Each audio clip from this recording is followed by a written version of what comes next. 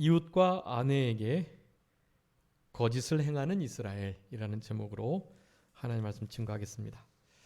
우리 1장에서는 하나님을 멸시하는 이스라엘에 대해서 살펴봤습니다.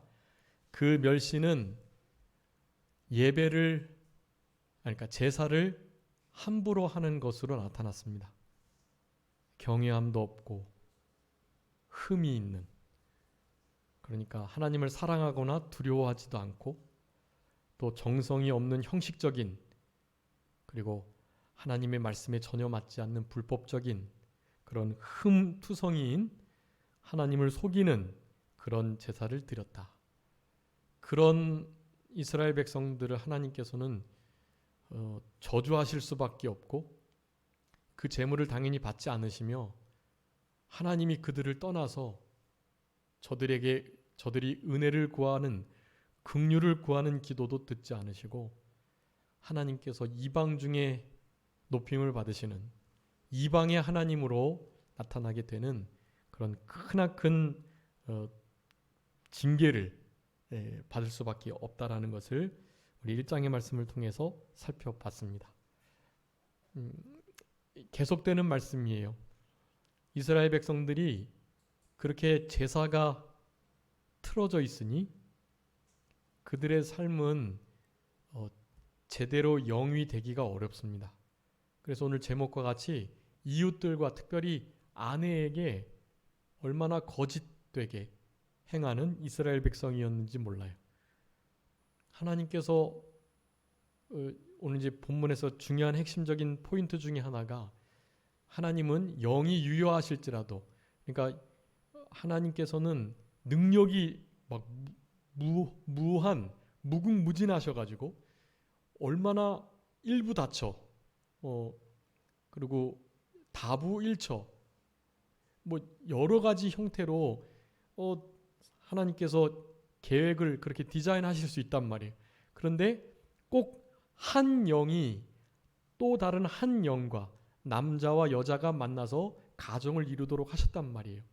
왜냐? 경건한 자손을 얻기 위해서다고 말씀하고 계세요.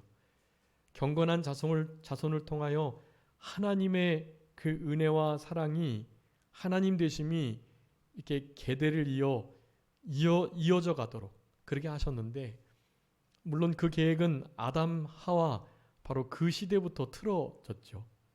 하나님 앞에 말씀을 불순종하는, 선악과를 따먹는 그 범죄로 말미암아서 이제 더 이상은 경건한 자손을 얻을 수 있는 그 토대가 무너져 버린 거예요. 물론 아벨 대신에 셈의 계통을 주시긴 했지만, 셋의 계통을 주시긴 했지만 그 셋의 계통에서부터 약속된 여인의 후손, 그 여인의 후손의 약속도 사실 경건하지 못한 관계 속에서 다 이루어져 갔던 것입니다.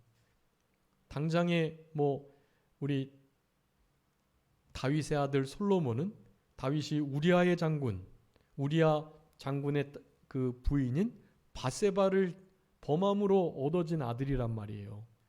그리고 다말의 후손, 다말은 이 시아버지가 자부에게 이렇게 관계를 맺어서 자손을 낳았단 말이죠.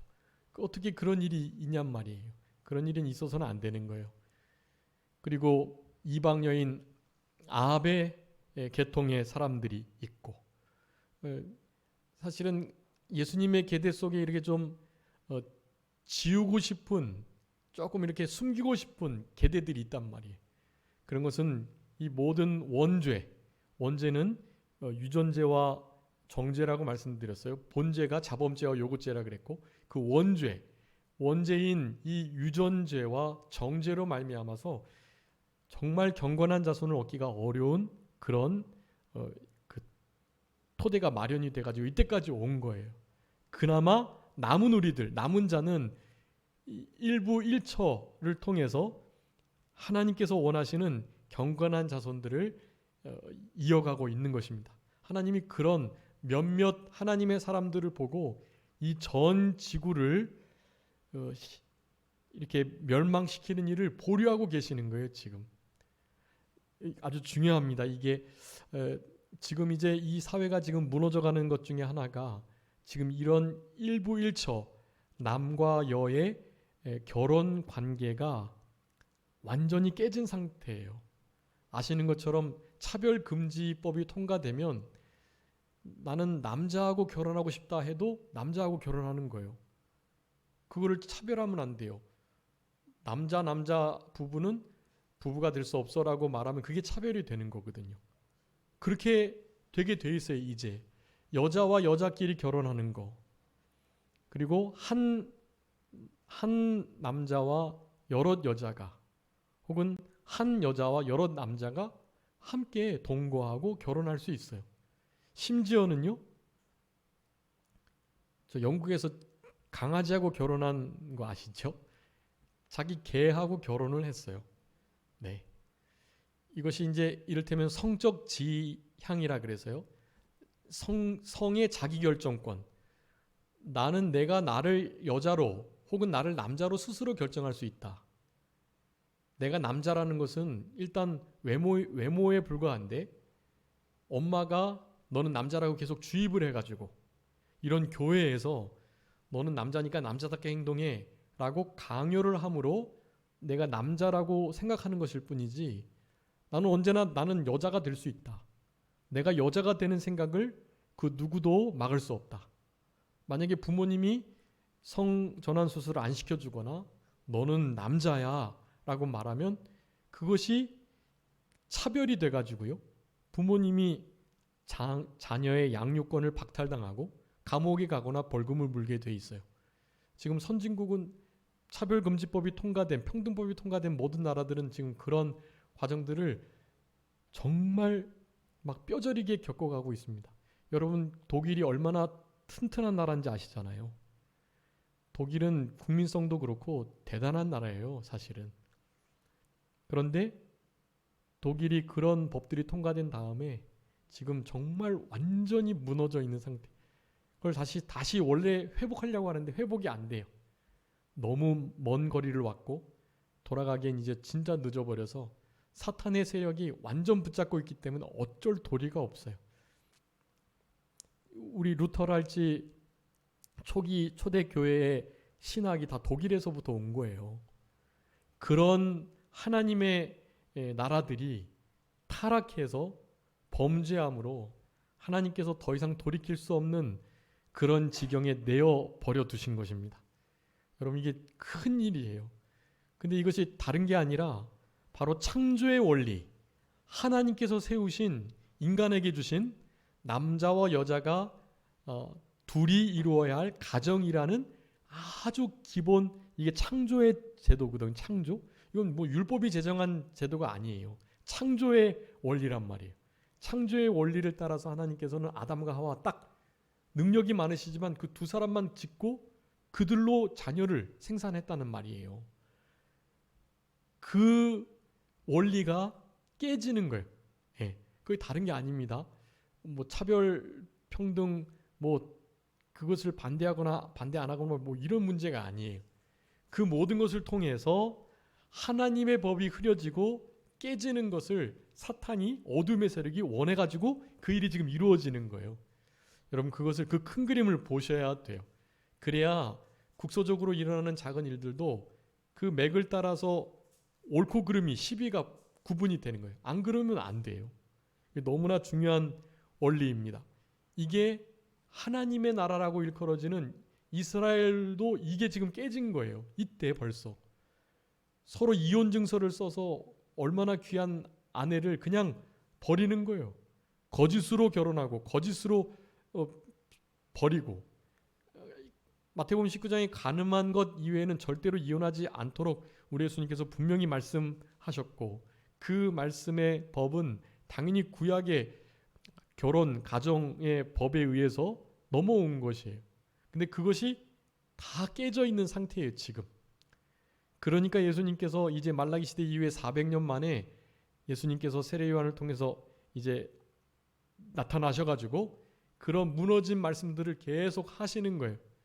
이스라엘 백성들이 그만큼 타락해 있었던 상태였음을 우리가 볼 수 있는 장면이라고 하겠습니다. 그래서 그 창조의 질서, 원리가 깨짐으로 가정이 파괴되면 당연히 교회 그리고 사회 깨지게 마련이에요. 지금 이스라엘 백성들은 교회 회당의 모든 예배가 깨졌을 뿐만 아니라 사회가 전반이 지금 붕괴되는 상황에 있는 중에 오늘 말라기의 말씀을 통해서 경고하고 계시는 그런 장면이라고 할 수가 있겠습니다. 이웃과 아내에게 거짓을 행하는 이스라엘, 여러분 결코 이 일을 방관해서는 안 되고 우리가 바로잡아야 하고 우리 자녀들을 이렇게 경건한 자녀로 잘 키워내는 우리들이 되어야 될 것입니다. 10절부터 17절까지만 우리 공과에서 다루게 되어 있는데요. 1절부터 9절까지 중요한 말씀들이 좀 많아가지고 그 말씀들을 잠깐 보고 넘어가도록 하겠습니다. 여기 2절에 보면 이미 저주가 되었다. 복을 저주하시겠다. 그렇게 말하거든요. 복된 상황들을 하나님께서 저주하시겠다고 말씀하시면서 사실은 이미 저주한 거나 다름없다. 근데 그 저주가 다른 것이 아니라 하나님의 말씀, 생명의 말씀을 마음에 두지 아니하고 그 하나님을 영화롭게 하지 아니한 그 자체가 저주라는 거예요. 여러분 이게 참 무서운 건데요. 하나님으로 대접하지 못하고 하나님께 영광을 돌려드리지 못하고 그 하나님의 말씀을 생명 삼고 내 목숨보다 더 귀히 여기고 그 말씀을 마음에 잘 간직하여 두는 그 일이 없는 것 그 자체가 저주인 거예요. 이스라엘 백성들이 이미 이 저주 가운데 있던 거예요. 이 저주가 되기 위한 과정들은 많았어요. 우리 1장에서 살펴봤지만 예배가 조금씩 무너지니까 이런 저주된 이런 마음 상태가 그냥 자연스럽게 이어지게 된 거예요. 여러분 그래서 예배의 목숨을 걸어야 돼요. 예배가 회복이 돼야 그래야 가정이 또 교회가 이 나라가 사회가 우리의 이웃들이 내 삶의 전반적인 모든 컨디션이 그제서야 회복이 되는 것입니다. 다르게 회복을 추구하거나 찾으실 수 없어요. 그러면서 하시는 말씀이 이 4절의 말씀인데요. 그제 3절에 성경에서는 이 똥이라는 단어가 잘 안 나오는데 똥이라고 명확하게 말하고 있어요. 얼마나 이스라엘 백성들이 부끄러움을 당하게 될 것인가를 말하는 거예요.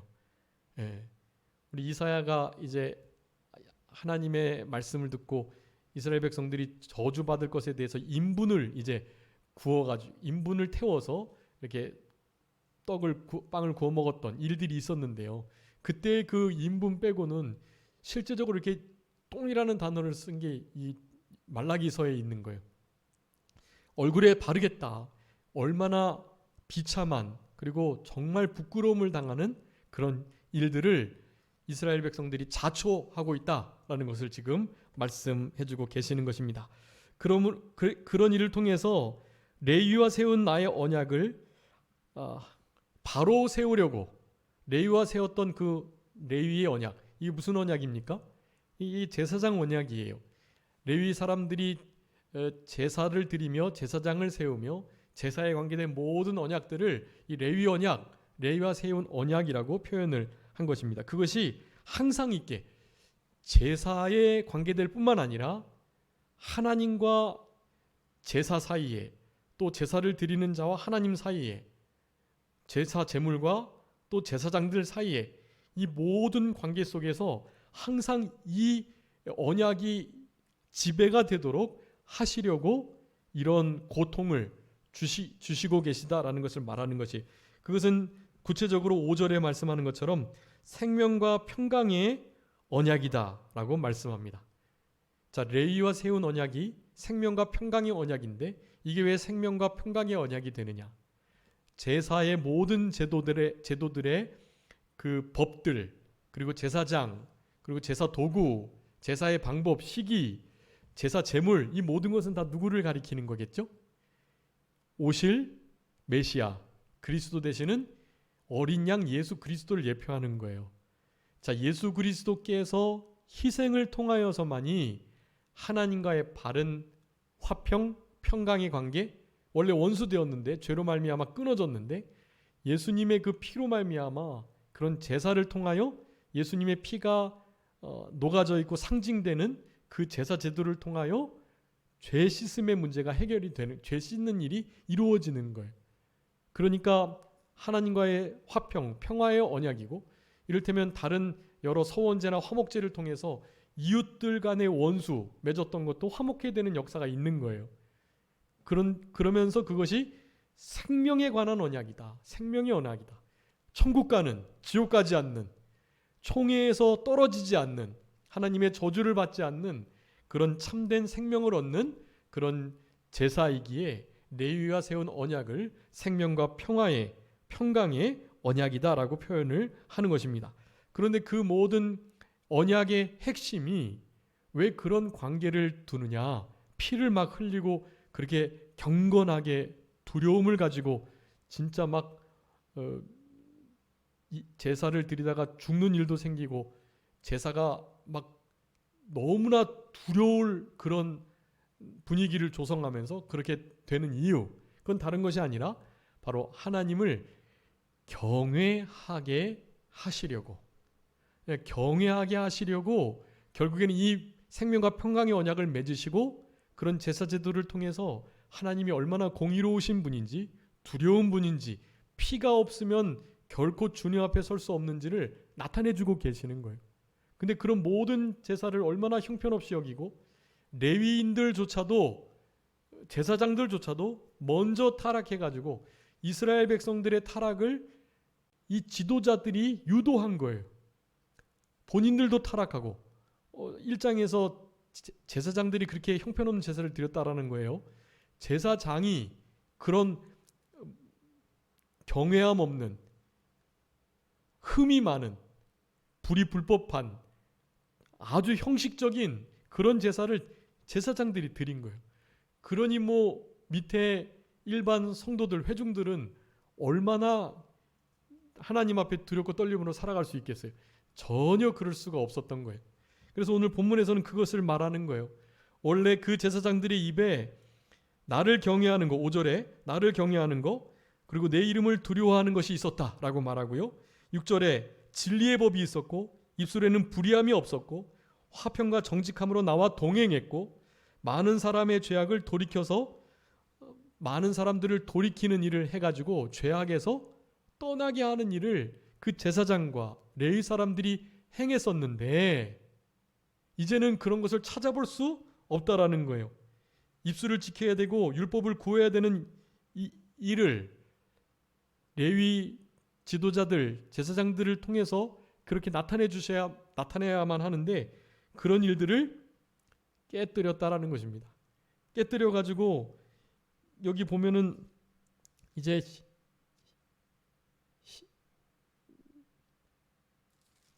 9절 말씀에 길을 지키는 것뿐만 아니라 율법을 행할 때 사람들에게 치우치게 하여 가지고 너희로 모든 백성 앞에서 멸시와 천대를 당하게 하였다라고 말하는 거예요. 이스라엘 백성들조차도 하나님 앞에 제사장이나 타락한 지도자들의 그 길을 걸어감으로 하나님께 진노를 피할 수 없는 그런 상황을 맞게 했다라는 것입니다. 여러분, 이게 아주 심각한 일이에요. 이 사회가 이렇게 된 것은 다 교회 책임이고 그 교회가 그 모양이 된 것은 목사 책임입니다. 지도자 책임이에요. 지도자가 잘 못해서 교회가 타락을 하는 거거든요. 물론 그 지도자는, 목회자는 어떠한 잘못된 신학이 타락하게 됩니다. 우리 여기 사당동에 있는 총신대, 그래도 우리나라에서 고신, 우리 개신하고 고신 합신 다음으로 보수적인 신학인데요. 총신의 아주 저명하고 훌륭한 신학자이고 신앙가이신 어떤 목사님, 교수님이 동성애는 잘못된 것이다. 하나님의 말씀에 동성애를 철저하게 저주하고 금하고 계시다. 라는 말씀을 했다가 그 학생들이 들고 일어나가지고요. 교수직을 박탈당했어요. 면직이 됐단 말이에요. 되는 그 회복하는 이제 소송을 하고 그랬는데 아마 회복이 됐다 할지라도 제대로 뭐 못하실 것 같아요. 왜냐하면 계속해서 그렇게 걸면 지금도 그렇게 거는 것에 대해서 아무 일도 못하고 소송 걸리시면 막 신문 받으셔야 되고 조사 받으셔야 그래야 되거든요. 교수를 못해요. 만약 그렇게 되면. 근데 다 벼르고 있어요. 그분이 동성애가 죄다, 죄악시하는 것을 표현하기만 하면 딱 녹음하거나 걸어가지고 바로 고소를 하는 거예요. 그냥. 이제 더 이상 신학교에서 동성애를 죄라고 말을 못하는 시대에 살고 있는 것이 지금. 아니 동성애자가 혐오스럽고 동성애자를 우리는 배척하고 동성애자 이를테면 교회에서 받아들이면 안 되고 이런 것을 말하는 게 아니잖아요. 동성애를 하는 이들은 사랑하고 그렇지만 동성애가 잘못됐다는 건 말해줘야죠. 근데 그런 말을 하면 동성애자들을 그냥 폄하하고 혐오스럽게 여기고 그들을 향하여 우리들이 차별을 하는 것으로 동성애를 안 하는 우리들이 동성애자들을 차별하는 것으로 여기는 거예요. 지금 그런 시대가 되었어요. 신학교에서 바른 신학을 할 수 없는, 배울 수 없는, 가르칠 수 없는 그런 시대입니다. 그러니 당연히 일반 목회자들은 그런 신학 사상에 의해서 목회자가 타락이 되는 거고 목회자가 타락이 되면 교회가 타락이 되고 교회가 타락이 되면 성도들이 함께 타락이 돼서 지금 이런 사회가 구성이 되게 되어버린 것입니다. 여러분 이런 것들을 위해서 기도해 주셔야 되고요. 우리는 그 가운데에도 좁은 길 가는 남은 그루터기와 같은 남은 자들이니까 끝까지 하나님 말씀에 옳은 것은 옳다 아닌 것은 아니다 할 수 있는 그런 우리들이 되어야 하는 것입니다. 자, 그 결과적인 모습으로 이제 10절부터 17절까지의 말씀을 하시는 거예요. 한마디로 말하면 거짓이 팽배해 있는 거예요. 거짓. 여러분 거짓은 누구의 일이죠? 사탄의 일이에요. 요한복음 8장 44절에 사탄, 어둠의 세력, 마귀는 처음부터 살인한 자요, 거짓말하는 자요, 거짓의 아비다. 욕심을 들게 하고 욕심을 이용해 가지고 사람들을 타락하게 하는 그런 악의 세력이라고 분명히 정의 내리고 있어요. 사탄의 일이에요. 미워하고 살인하는 일, 거짓말하는 일, 욕심 부리게 하는 일, 탐욕 가운데 있게 하는 일, 사탄이 하는 일이. 여러분 이웃에게 대하여 내 아내나 남편, 자녀들을 향하여 결코 거짓되지 않도록 해야 합니다. 10절에 형제들에게 거짓말하는 것을 말하는 거예요. 네. 여러분이 형제들을 우리가 사랑해야지 결코 거짓되게 대해서는 안 된다라는 것을 분명히 아셔야 되겠습니다. 우리 잠언 14장 31절 말씀에 보면 가난한 사람을 학대하는 자는 그를 지으신 이를 멸시하는 것이고 궁핍한 사람을 불쌍히 여기는 자는 주를 공경하는 자니라. 여러분 형제들 중에 거짓말의 대상자로 삼고 그렇게 함부로 대할 사람이 이렇게 보이잖아요. 나보다 약하고 뭐 여러 가지 부족하고 그런 사람들에게는 그냥 약속 좀 안 지키고 거짓으로 대충 얼버무리고 그렇게 해서 넘어가는 관계들이 많아요. 이스라엘 백성들 안에 그게 너무 팽배해 있었고 거기에 따르는 여러 가지 부작용들이 많이 나타나는 거예요. 하나님께서는 말씀하십니다. 어렵고 힘들고 가난한 자, 고아, 과부, 나그네, 행인들을 돌아보라. 특별히 그들을 불쌍히 여기면 우리 하나님을 진짜 공경하는 자들이다. 이스라엘 백성들은 특별히 제사장들은 하나님 공경하는 거 없다 그랬죠. 하나님도 공경하고 존경하고 두려워하지 않는데 어떻게 자기에게 전혀 도움이 안 되는 불쌍한 사람, 고아와 과부, 행인들을 돕기나 하겠어요. 그들이. 결코 그렇지 않습니다. 저들은 하나님을 멸시하는 자예요. 잠언 말씀에 있는 그대로입니다. 갈라디아서 6장 10절에 기회 있는 대로 모든 이에게 착한 일을 하지만 더욱 믿음의 가정들에게 할지니라라고 말씀했어요. 우리 산정교회 성도님들께서 서로 연락하시면서 이렇게 관심을 잘 기울여 주시고 그렇게 해주시는 것 같아요. 너무 감사한 일이고 가족 같으니까 더 그런 일에 이렇게 마음을 좀 잘 써주시면 참 좋을 것 같고 너무 이렇게 부담되지 않는 선에서 좀 관심과 사랑을 보여주시면 어려운 일을 당했을 때 아주 큰 힘과 위로를 얻을 수 있을 것입니다. 그게 성도의 교제의 큰 유익이에요. 하나님께서 우리를 서로에게 붙여주신 이유이기도 하고요. 그런 좋은 관계가 되어야 하는데, 뭐 우리의 교회 성도들은 둘째치고 뭐 다른 사람들을 먼저 이렇게 선대하고 좋게 대하는 것보다 먼저 우리 교회의 성도들, 가족들을 함께 돌아보는 일을 먼저 한 다음에, 그 다음에 이제 우리 주변들도 돌아보는 것이 하나님께서 원하시는 바라는 것을 말씀하고 계십니다. 우리 오바댜서 우리가 배웠었는데, 그 에돔 족속, 우리 이스라엘의 형제 나라인데, 에돔 족속이 얼마나 우리 이스라엘 나라를 공경에 처하게 해가지고 특별히 어려운 일을 당했을 때 막 같이 동조하고, 막 이스라엘 나라가 핍박받을 때 핍박받는 그 상대 나라와 함께 막 이스라엘을 핍박하고 막 그랬었잖아요. 형제를 돌보지 않은 일, 형제가 어려울 때 그냥 지나치는 것도 그래요. 형제가 어려운 일 당했을 때 기뻐하는 거 더 말할 것도 없고요. 형제의 어렵게 하는 것은 말할 것도 없고요. 형제가 어려움을 당하는 그 일에 자기도 좀 동참한 거, 하나님이 다 안 기뻐하세요. 형제를 어렵게 한 거, 어려운 일에 동참한 거, 어려운 일을 비웃는 거, 즐거워하는 거, 그리고 어려움을 당했는데 그냥 지나치는 거, 이거 다 죄라고 오바댜서는 말하고 있어요. 그런 죄를 당해서 에돔은 더 이상 긍휼이 없는 심판을, 자비 없는 심판을 받게 되었던 것입니다. 여러분, 결코 우리는 형제를 위하여, 형제를 사랑하는 그런 삶을 살아가야 하는 것이에요. 우리 잠언 24장 17절 18절에 원수가 넘어질 때에 즐거워하지 마라, 그가 엎드러질 때에 마음에 기뻐하지 마라 명령하고 계세요. 18절에서는 여호와께서는 이것을 보시고 기뻐하지 아니하사 그의 진노를 그들에게 옮기실까 두려우니라 라고 말씀해요. 여러분, 원수가 넘어지고 어려운 일 당하고 아프고 배고프고 목마를 때 우리 그거 그냥 지나치면 안 되고요. 기뻐하는 건 더욱더 안 되는 거예요. 즐거워해서 안 돼요. 도리어 그들에게 물을 먹이고 음식을 나눠주고 저들의 위경에서 좀 건져내는 그런 일을 해야만 해요. 왜냐하면 그 원수가 당한 일을 우리가 기뻐할 때 하나님께서 그 원수가 당한 일을 우리들에게 당하게 하신다는 말씀을 하고 계시는 거예요. 하나님이 그런 걸 안 기뻐하시거든요. 그렇기 때문에 그저 우리는 원수까지도 사랑하는, 실제로 원수 갚는 것은 주께 맡기는 거고요.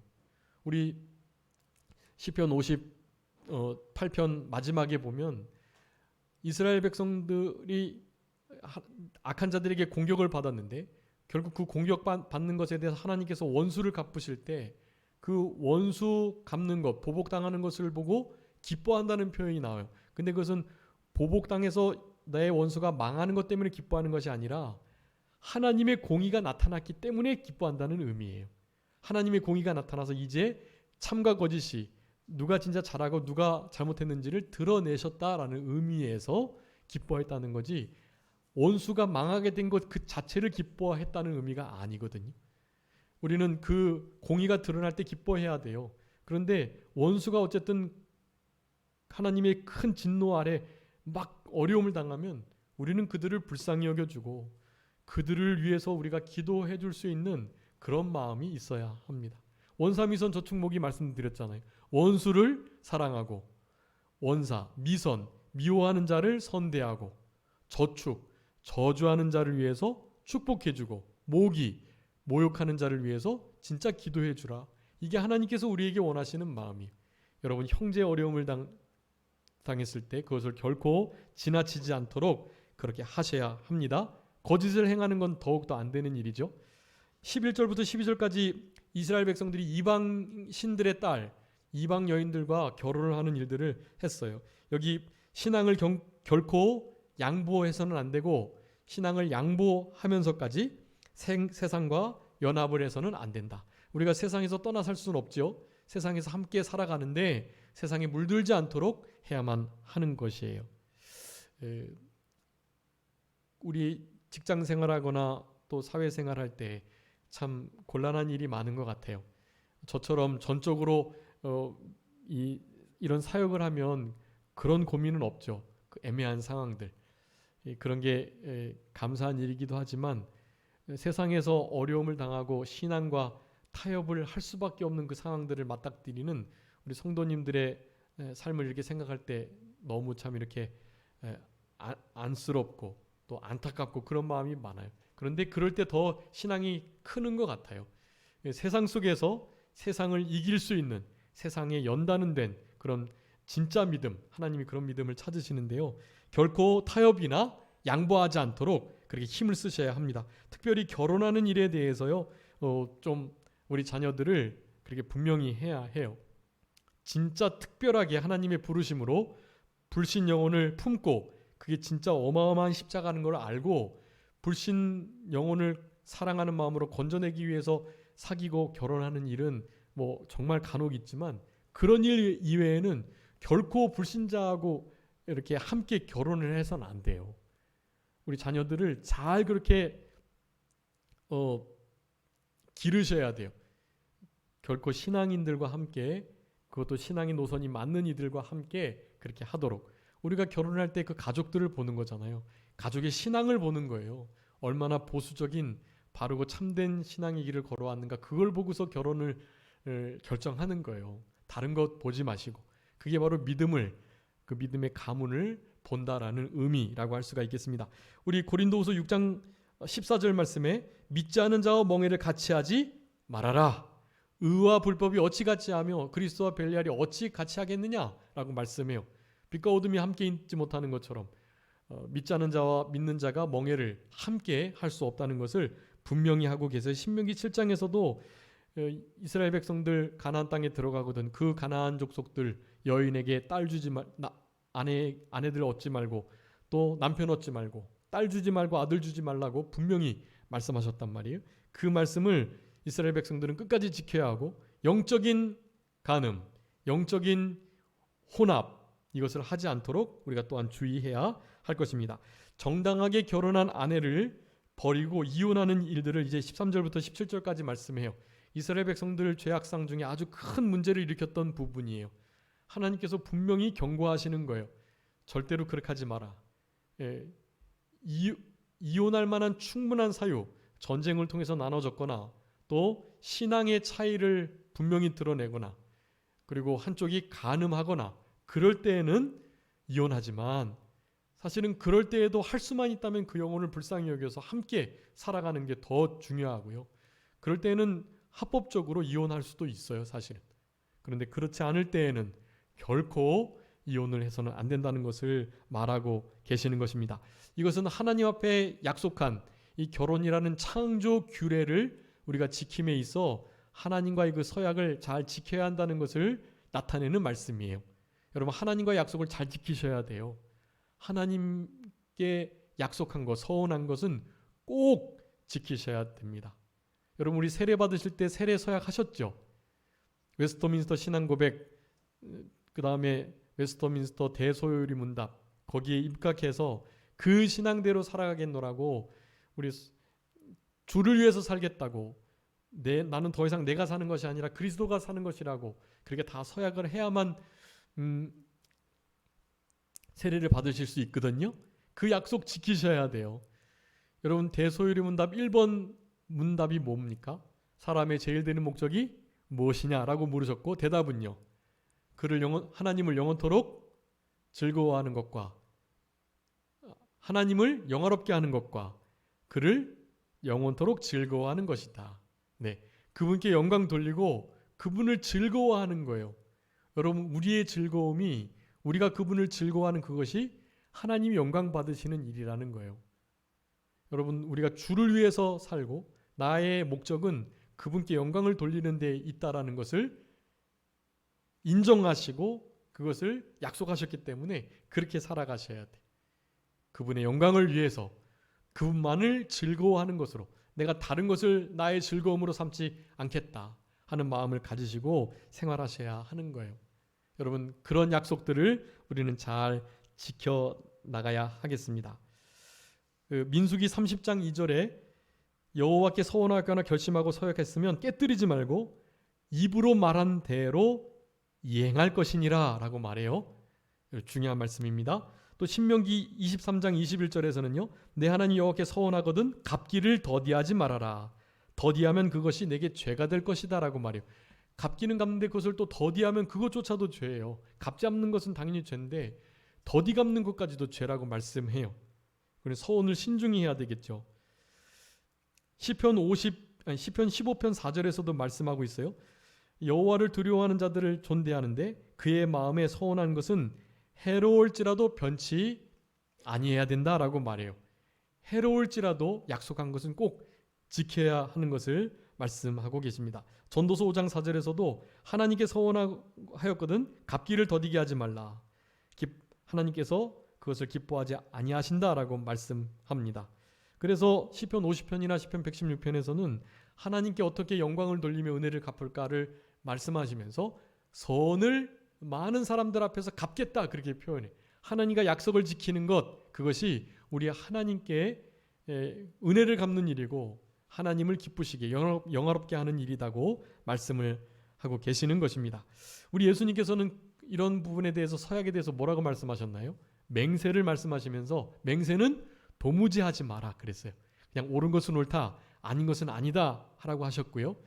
그러니까 사람에게 대해서는 그렇게 맹세하지 말아야 되겠고 하나님께 대해서는 서원을 정말 조심해서 해야 해요. 그런데 우리가 진짜 받은 은혜가 있다면 서원을 하고 그 서원을 믿음으로 기쁨으로 자원함으로 잘 갚으시면 돼요. 하나님께. 그 서원을 맹세하지 말라 그랬으니까 서원도 하지 말아야지 그건 아니에요. 하나님 앞에 하나님 좀 이렇게 해주시면 내가 이렇게 하겠습니다라는 거 그런 것은 우리 신앙이 유익이 돼요. 유익이 되는데 그것을 끝까지 잘 지켜낼 때 더 큰 유익이 됩니다. 문제는 서원을 할 때 그 서원의 어떤 구체적인 대상이 진짜 내 것으로 딱 삼으려고 하면 안 되고요. 하나님께서 나에게 이 응답을 주시면 그 응답된 것을 내가 다시 하나님께 드릴 수 있습니다.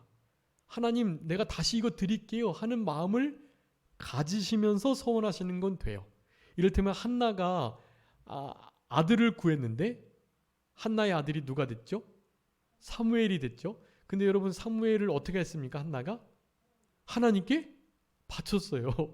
그렇게 어렵게 얻은 아들을 하나님께 다시 드리는 거예요. 여러분 그게 진짜 서원의 의미예요. 하나님 나 이런 면에서 이렇게 해주시면요 내가 그거 통해서 하나님께 영광을 돌릴게요. 그거 하나님께 그대로 드릴게요. 할 수 있는 게 진짜 바른 서원의 대상이 되는 거예요.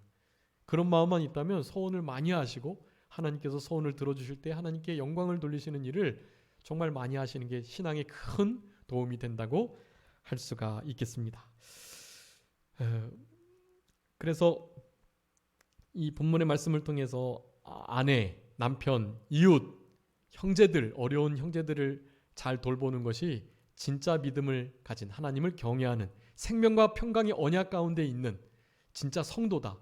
여러분 성도는 시편 50편 5절에 나의 성도들은 나의 성도들 내 앞에 모으라 라고 말씀하면서 그들은 제사로 나와 언약한 이들이다. 제사와 언약한 자가 성도 우리들이거든요. 우리도 다 이 생명과 평강의 언약 가운데 매여 있는 우리들이에요. 이런 자들답게 하나님을 경외하고 우리 입술에 늘 진리의 법이 있으며 다른 사람들을 향해 거짓하지 않고 그 사람들을 의로운 대로 이끄는 우리들이 돼야지. 그들을 사망의 길로 불법의 길로 끌어가서 함께 멸망하는 자리에 있게 해서는 결코 안 된다라는 생각을 하시면서 이제 우리의 서원한 것을 끝까지 잘 지키고 맹세는 하지 않는 옳은 것은 옳다 아닌 것은 아니다고만 하는 우리들이 되어야 되겠고 특별히 아내를 잘 얻은 것이 얼마나 복된 것인가를 성경에서는 이렇게 말합니다. 잠언 18장 22절에 아내를 얻은 자는 복을 얻고 여호와께 은총을 받은 자다. 남편도 마찬가지예요.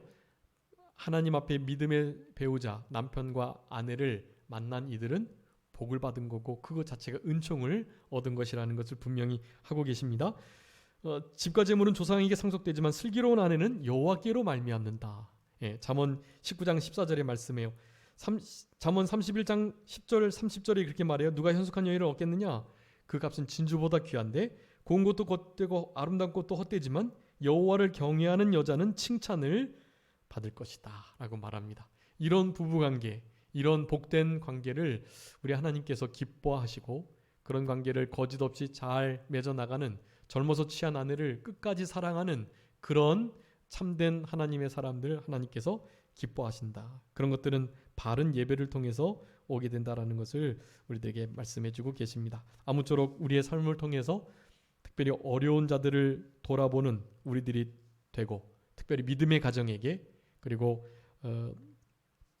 원수들이 잘못될 때 그것을 막 이렇게 좋아하지 말고 기뻐하지 마시고 도리어 저들을 위해 원수를 위해서 기도해 줄 수 있는 우리들의 성숙한 신앙으로 살아가심으로 우리 하나님이 기뻐하시는 그런 우리들이 될 수 있도록 그렇게 힘써 신앙의 다른 박질을 잘 하시는 우리 모두가 되어야 되겠습니다. 잠깐 기도하겠습니다. 살아계신 우리 아버지 하나님 감사합니다. 우리들에게 말라기 2장의 말씀을 통해서 이스라엘 백성들이 얼마나 하나님의 말씀과 그 제사를 멸시함으로 말미암아 생활 속에서도 그 모든 여파가 미쳐서 이웃과 형제들과 아내에게 얼마나 제대로 못하고 멸시를 행하는지를 오늘 2장의 말씀을 통해서 살펴볼 수 있도록 은혜를 주신 것을 감사합니다. 아버지 하나님 앞에 바른 예배를 드림으로 예배가 회복됨으로 우리의 모든 인간관계가 똑바로 될 수 있도록 우리 아버지 하나님께서 은총을 더하여 주시고 그 모든 관계를 통해서 하나님이 영광을 받으시는 일이 있을 수 있도록 아버지 하나님 도와 주시옵소서. 형제의 어려움을 보고 지나치지 않게 하시고 원수가 어려움을 당할 때에도 저들을 돕고 불쌍히 여기고 또 위로하는 그런 넓은 신앙의 마음을 갖는 우리 모두가 되게 해주시기를 간절히 바라옵고 특별히 어려운 사람들을 돌아보되 먼저 믿음의 가정을 돌아볼 수 있는 그런 우리들의 살아있는 신앙이 될 수 있도록 우리 아버지 하나님 도와주시고 같이 하여 주옵소서. 우리의 삶을 통해서 영광을 받으신 하나님 감사하오며 우리도 거룩한 자녀를 생산해내고 그 자녀들이 그 거룩함을 뒤이어나갈 수 있는 그런 신앙의 가정들 될 수 있도록 아버지 하나님 도우시고 긍휼히 여겨주시기를 간절히 바라옵고 모든 것 주님께 의탁하오며 살아계신 예수 그리스도의 이름으로 기도 올리옵나이다. 아멘.